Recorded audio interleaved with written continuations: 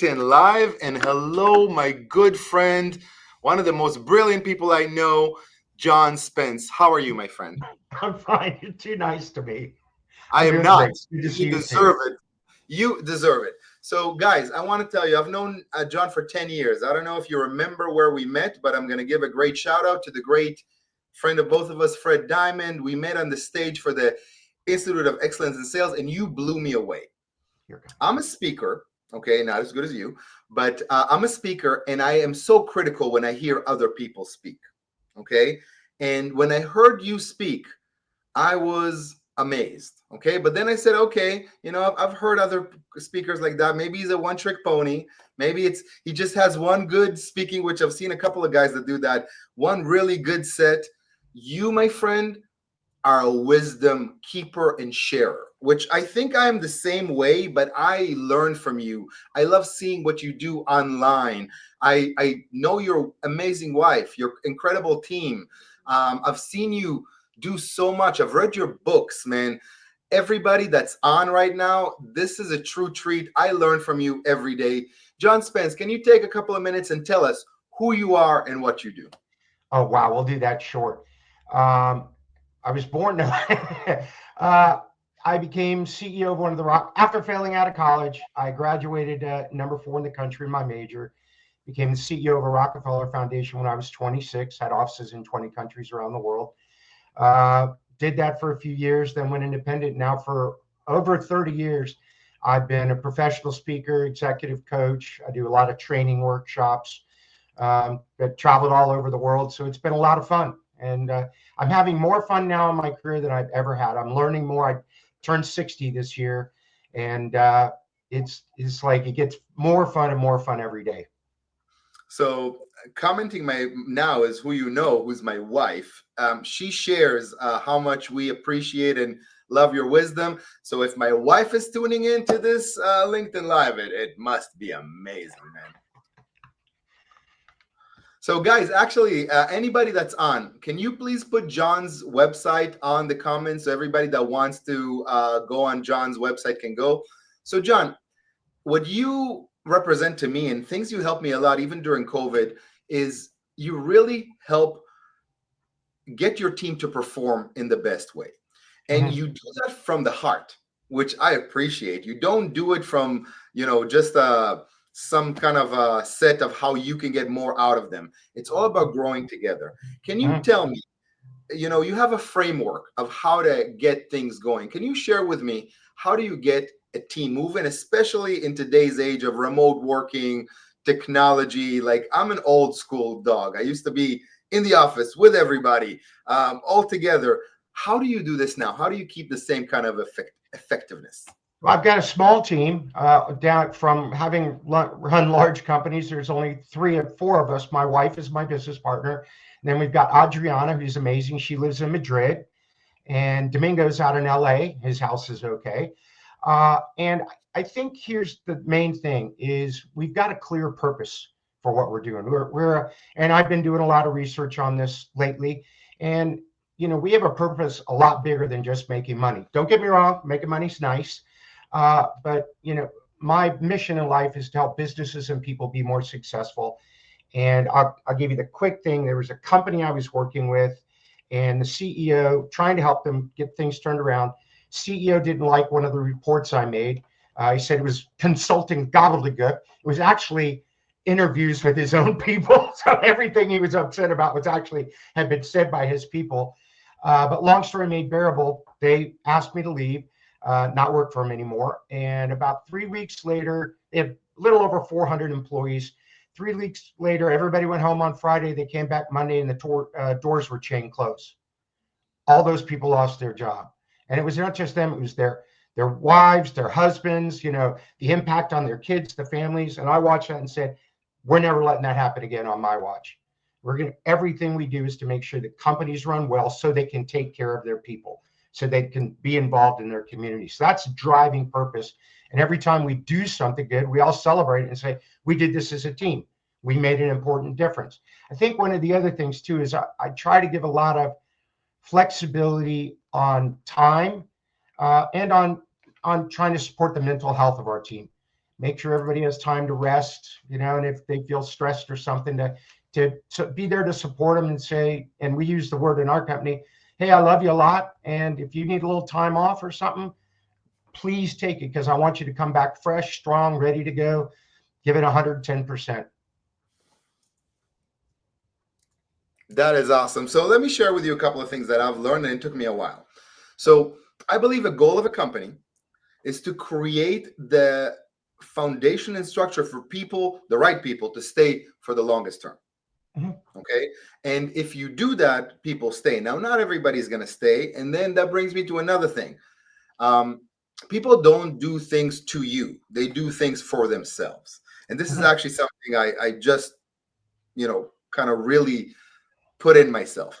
So you need to create an amazing environment for the right people to be able to stay with you and support themselves and grow together. But you also got to understand that whoever leaves you is not doing it to you. They're just doing that to themselves. Okay. So I've struggled along the years with people that I gave a lot to, and then I felt betrayed. And only recently I've come to the understanding that, hey, they're just doing what they think is best. And I should, love them for that and give them all the tools to succeed. But how do you create that environment? I know you have. I've known Adriana and Domingo. They're the same people that worked for you 10 years ago. I don't know if 10, but I've known them for a long time. I know a Yeah. lot of my people, are there for a long time, but I want to build a team for the future. I want to build a team that we can help each other grow for 20 years. Can you give me a little bit of a how to do that?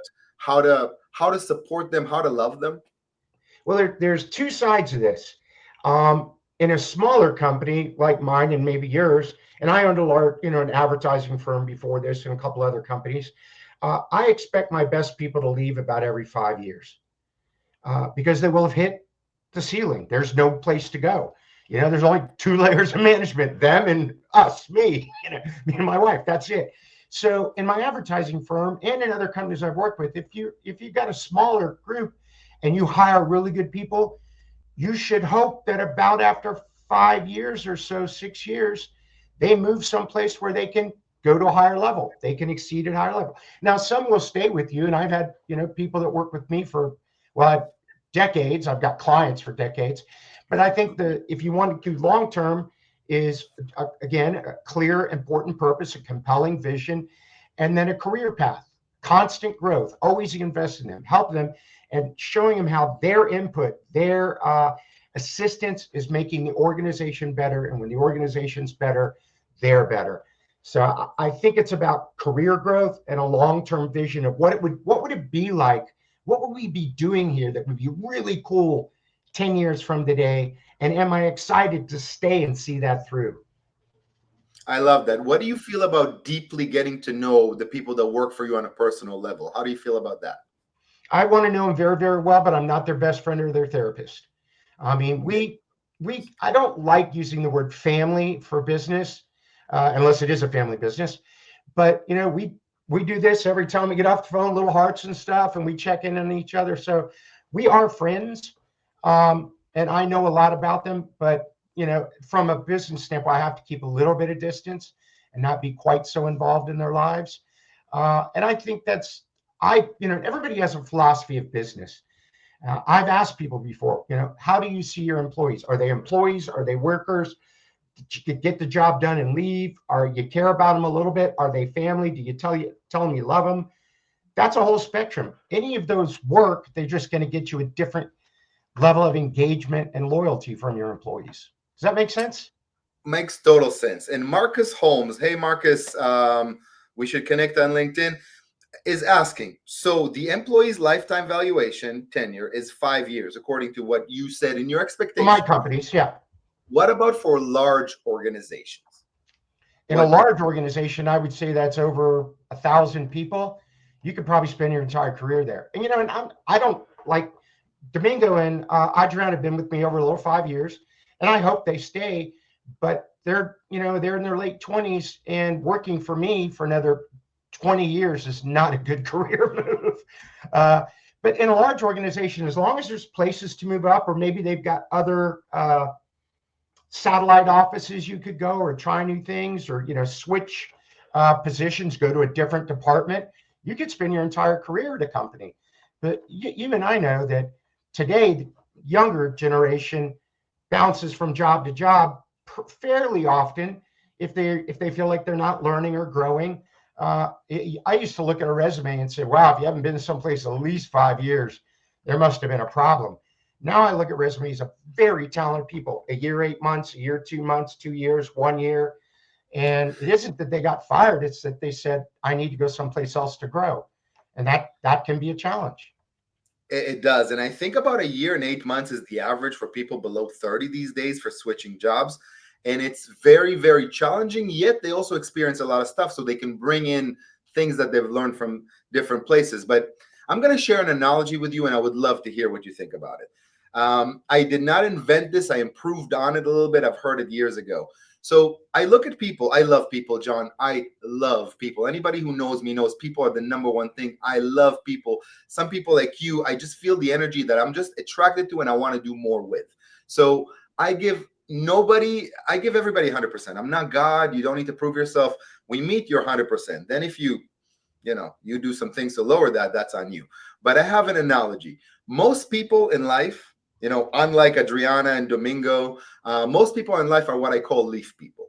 Okay, they're pretty, and they smell nice and they look nice, and they seem like they really are on your path and want to help you, but they're seasonal. It's not about you, it's not about them. They're just seasonal. Wind will come and they will blow.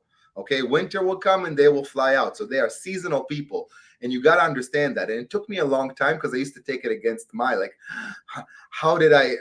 what mistake did I do? So there are leaf people. Then there are branch people. Branch people are people that you need to allow to grow with you before you really put some load on them. Because if you put the load on them too close, they're going to break. But if you actually tend to that relationship, if you put love in it, that branch will grow strong and actually help you do a lot of things. And I love branch people. And then there's the people that I call the trunk people. Okay. Those are the people that are usually super, super good at what they do, but they're not loyal to you. Okay. They'll help you pick up as many things as you want, like really, like almost be a counterpart, as long as you're 100% aligned. The moment you're not, they're going to go. Okay, so it's very hard because you rely on these people, but they're not there for you, they're there for themselves. So you got to understand that. And then there's the rarest kind of people, like my wife Monica, which is a root person, is a person that really enjoys giving you oxygen and resources and supporting you. They don't need to be in the sun all the time, they don't need to shine all the time. They actually get their growth by supporting the organization, by seeing the growth.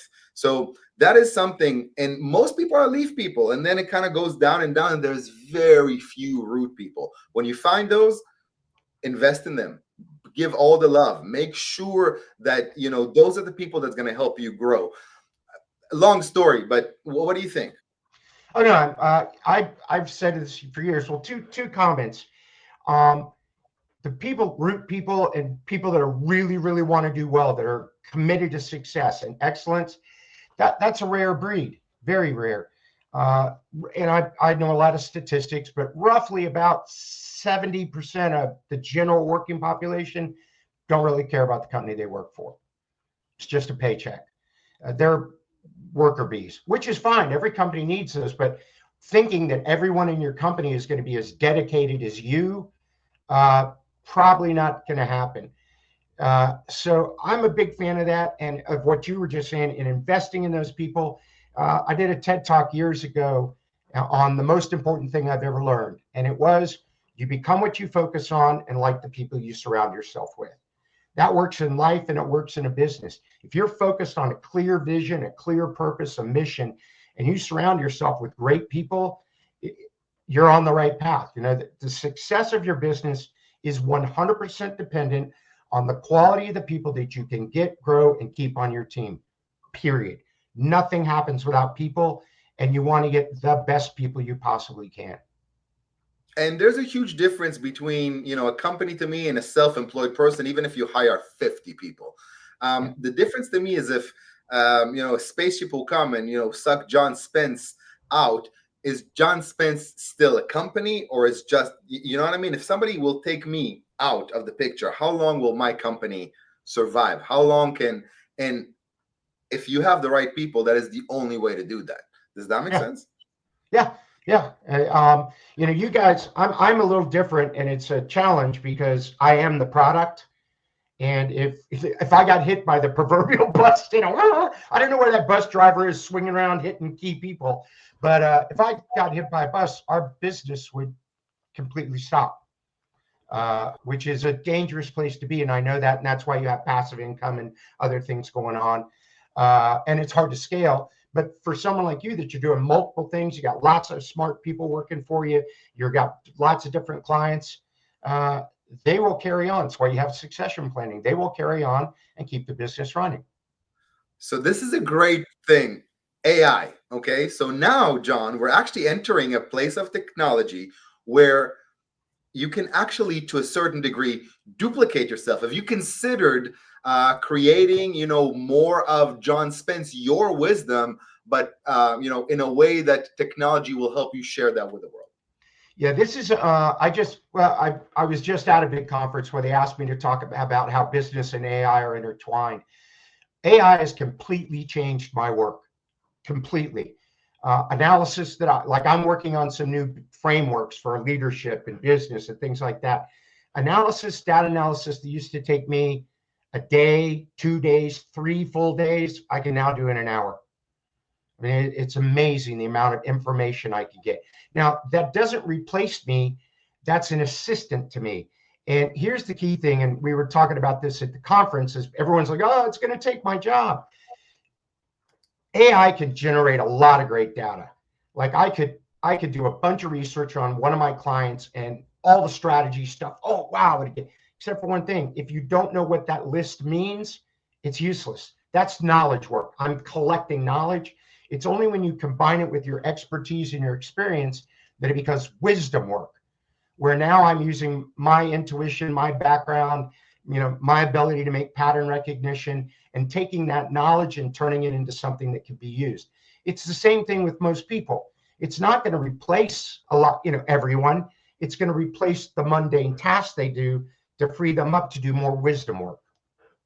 100%. And I actually just heard the NVIDIA CEO and CES. Okay. Wonderful guy. Had a chance to shake his hand. Seems like he really knows what he's doing. Now, what he says is what I've been saying for years, and he's been saying it for years before me. AI is not going to replace you, but somebody will, with AI that does the same thing you do, will replace you. So AI is not coming to replace you, but if you don't really pivot, you're going to suffer and you're going to disappear because everybody's going to use it. AI is a revolution, and how we're using AI right now, John, is in the diapers. Okay, it's like it's not even crawling. I can tell you things that we're able to do and test with AI that will blow your mind. Some of them are even scary.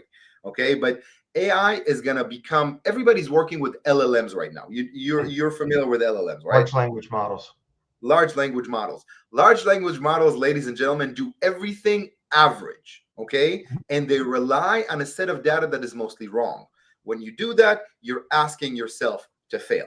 Okay, so there are again, we're just crawling and getting into it, but we deal with CNN, convolutional neural networks, that you just close a certain data and basically educate the AI to do a certain task in the best way possible.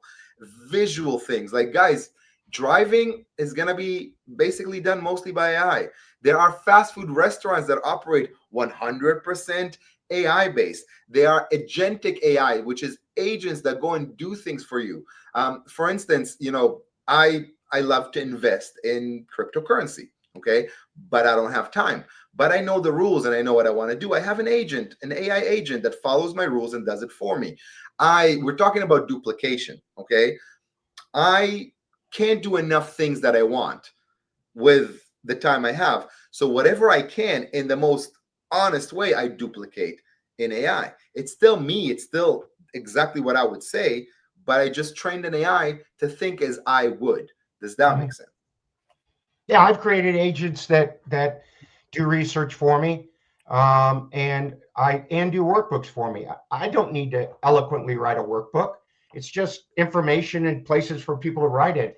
I'm doing 3 speeches next week on some of the new frameworks on excellent business excellence leadership, and I would normally spend 2 or 3 days trying to lay that workshops out and think it through.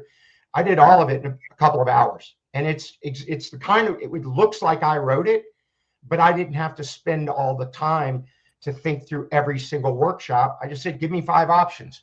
I go, option number 3, put that in the workbook. Now And you can do it because you're brilliant, but I want to warn people: if you ask 5 options that you don't know from ChatGPT, Claude, Gemini, whoever, and just choose a random one, that's not smart. John has done things his entire career, and you know so well, so you can do that. But you need to know what you're talking about in order to do that. Now, would oh yeah, you be able to share your process with us? well, I use ChatGPT and I build custom GPTs, little bots, and you can explain them better than I do. But like I do a lot of work in the uh, credit union industry. So I have a little bot that I loaded with all the most updated stuff, what, credit union history, all, because they're public, they're nonprofits, all of their financials are available. So I can, if I've got one client that I'm helping out, let's say First Smart Credit Union, I can do a competitive analysis of all their people and psychographics, demographics, blah, blah, blah, blah, blah. That would have taken me months before, and tens and tens of thousands of dollars. And because that bot is built specifically for that, and I'm the one putting in the information, and it's using the stuff that I created, I can get very focused, precise answers. But still, and you just said it, if you hadn't done it for 30 years, if you didn't understand, you could easily pick something wrong or not understand something that it generated. So I have to look at it and say, okay, this is what this actually means. And that's what allows me to take that and use it effectively. So just because you shared it, and I think maybe this will be valuable for the audience, guys, this is ChatGPT, and these are GPTs. What GPTs are basically instances of ChatGPT that you build for your use case. So let me navigate there for a sec.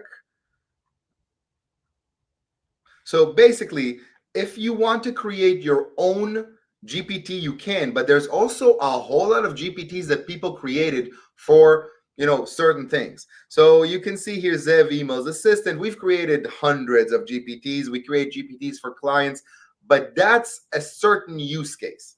Okay, so what do I mean? You still are sharing things with ChatGPT. You're still, so you got to be careful to not to put things that that are secret, that are not useful. So some things you can use that, and then I'll share with you some more, John, if you don't mind.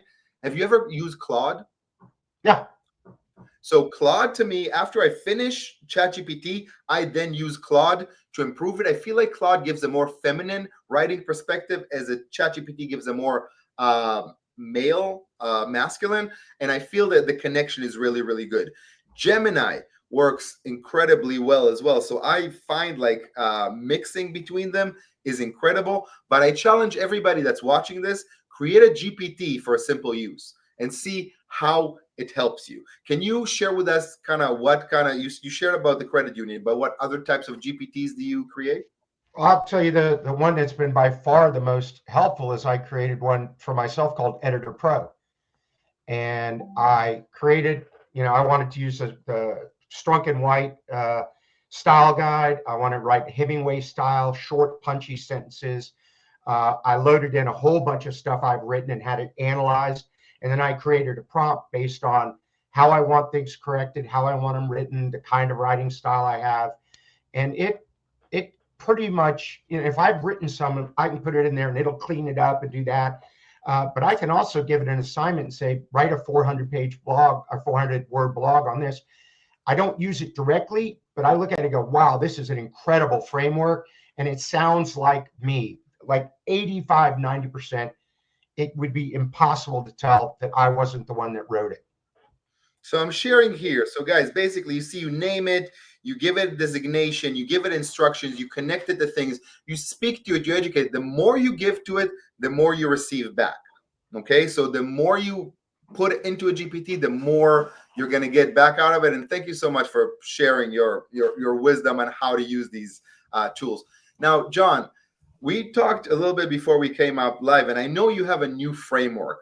Um, do you mind? I'm going to shut up a little bit and really hear you. Do you mind sharing with us this amazing new framework that you've just developed? Cool. I've been teaching business excellence or organizational excellence for 25 years, and I created a little formula that was the basis of everything I taught. Super easy.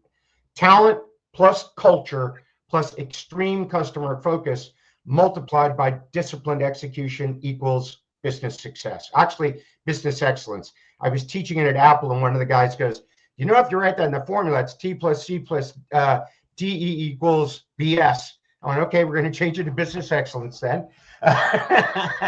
But the new one has, I believe it's 5 pillars. I'm still trying to remember it. But as I looked at this, and this was based on a massive amount of research through GPT and all the stuff I've written for decades, it is purpose-driven leadership, people-first culture, customer-centric strategy, focused innovation, and operational simplicity. The leader of the organization has to have a vivid, compelling, exciting vision and purpose.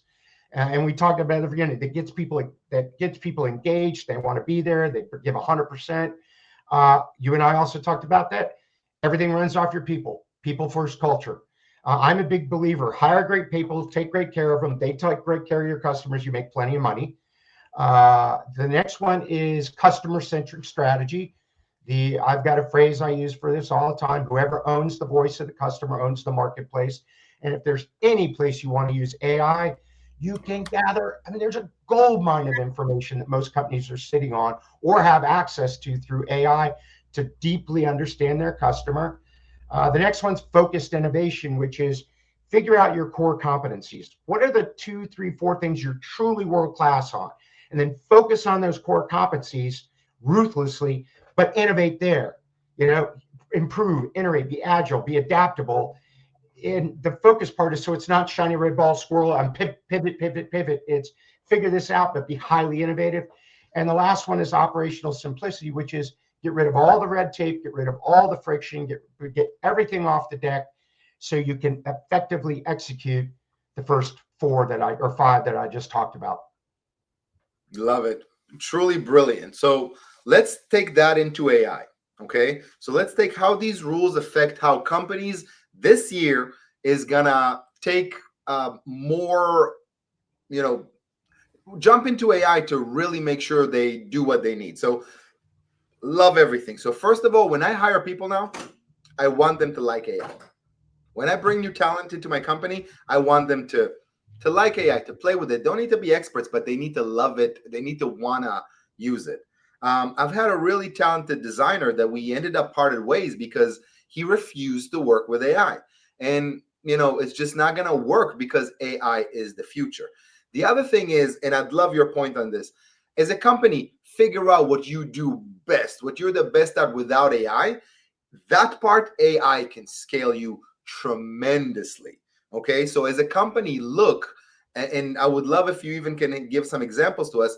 Look at what you do as a company in the best way, and then look how AI can grow it. If you don't know how to do it, AI is not going to help you. Yeah, I'm a really easy and very profound example of this. I've built my entire career off making complex things easy to understand. Yep, that's the name of my book, Awesomely Simple. I have built everything that I've done up to this point in looking for patterns. If I work with 400 companies, what are the 2 or 3 things that all of them seem to do well, which is what that framework we just did is, or what do they all do that all the ones I work with that have failed, what did they do? So my goal of taking complex things, looking for patterns and making them simple to understand is exactly what AI does. I mean, it is incredible how much it's helping me. And I think there's other companies have the same thing. It was easy for me to apply AI for that. And we apply it for a lot of other stuff. And so do my clients. But I'm confident that any company could use it. And one on operational simplicity, operational efficiency. It's just, it's got to, you can't not use it. Love it. So I'll go a little deeper. If you know the process, if you have a process that you know from A to Z and you do it really well, for instance, let's talk about Wexler Marketing, one of my companies. Wexler Marketing creates incredible content. Okay. We've created incredible content for B2B companies for years. Okay. Now we've done it so well without AI. We've won awards. We've created so much successes for company. Now we can do it with AI 10x speed, 10x efficiency because we know the process. But if you don't know how to create content and you're trying to use AI for it, you're going to fail. Okay. Generating leads. Okay. Generating leads, let's say even through LinkedIn, it's something that I've done my entire career and probably better than 99.9% of other people. I've done that. I've grew my business that way, and LinkedIn have brought so much to me. So now I can automate that because I've made it work before. But if I haven't, then I would not be able to do that. So look at things, look at actual processes that you do real well inside your company as yourself. That's where AI comes. And then I'll share another point, and then we'll open it for some questions for you, John. This is something that companies need to really look and understand. AI is going to stay, and AI is not just a buzzword. And if you rely on a ChatGPT, this is great, but you're building ChatGPT in their data set. Even if you're doing GPTs, which I do all the time, if you want to build your own data set, if you want to build your own AI, if you put it inside your company, inside your tech stack, inside your SDK, you're raising your valuation in amazing ways. So I've done amazing business with companies that invested a whole lot of money, but immediately after that's done, it shows in their valuation, in a great way. So guys, I'm gonna give it to John to kind of share a little bit more. But in the meantime, if anybody has questions for John, please share. If I see any good questions you guys have asked, we'll take it. But John, can you give us your final thoughts about how to maintain a great team in this age of AI and remote working? Well, what AI and remote work is, I'm going to get on that one right now. This is crazy.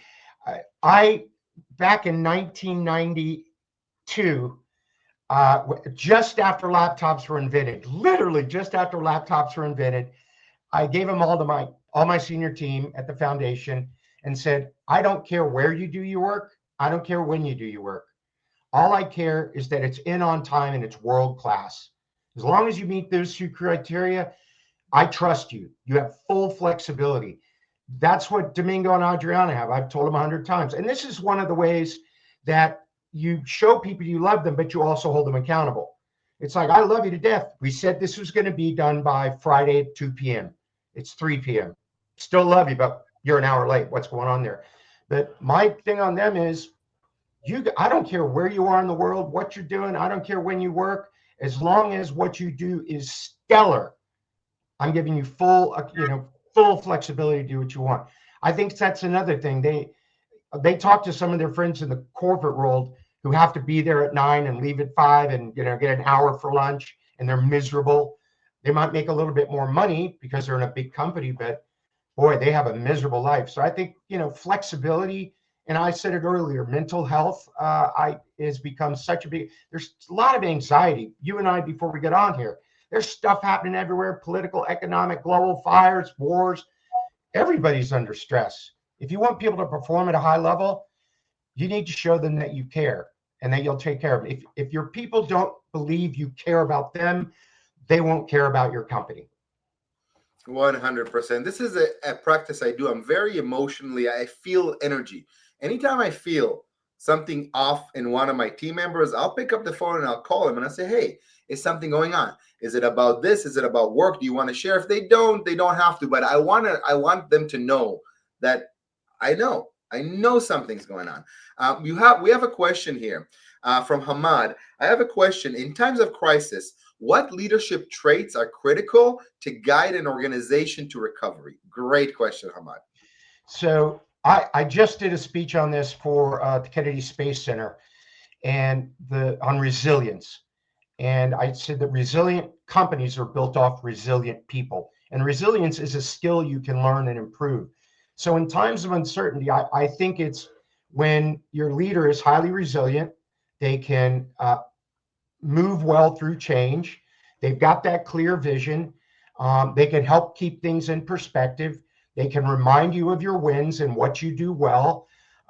They can show you how you as an organization have weathered storms before and you will again. And Jim Collins wrote in his book, Good to Great, about the Stockdale paradox. I won't explain the whole thing, but the dichotomy of you must be able to look at the most brutal facts of your current reality. Don't pretend, don't put your head to what is actually happening without ever losing faith that you will persevere in the end and it will be okay. I think leading with that idea of tell the truth, but we're going to win no matter what, is a good way to lead an organization. But again, great organizations, resilient organizations are built on resilient people within the organization. Brilliant. So, John, we're about to end. It's 40 minutes with you past like 5. I really thought we can cover more. But can you share with us what companies you help, how to reach out to John Spence, how to reach out to your company, and some of the services that you do so amazingly well? Boy, I'm not a good, I am a good salesman, but it's usually not about myself. I mentioned it earlier. I do keynote speaking, executive coaching, do a lot of training workshops. We focus in just the things I said: leadership, culture, strategy, high performance teams. My website, really difficult to find, johnspence.com. I have it here somewhere in the comments. It was just And my email is john@johnspence.com. So if anybody has a question, I'm not saying you're busy, but if anybody following has a question, they just want to shoot it to me, I answer all my own email. And if it's important or urgent, write that in all caps and I'll stop what I'm doing and try to get an answer for you. And as I like to say, and you know this too, because of networking, if I don't have the answer, I can find someone who does. So here is your website on.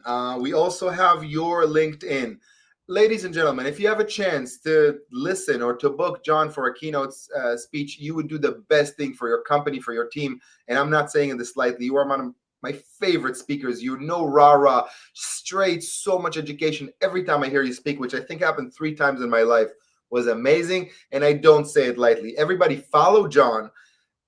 Association is key. In my life, association is key. Who I'm associating myself, employees, people like you, friends, partners, is key. Associate, if you can, associate yourself with people like John Spence. And John, please, I'll ask you to do this again, like I will. I know you're busy, but please, help us make it happen. And everybody, thank you. And John, thank you so much for honoring us, giving us a very, very expensive 40 minutes. And we appreciate your wisdom. I had a wonderful time. Thank you for asking me. With pleasure. Everybody, we'll see you next time.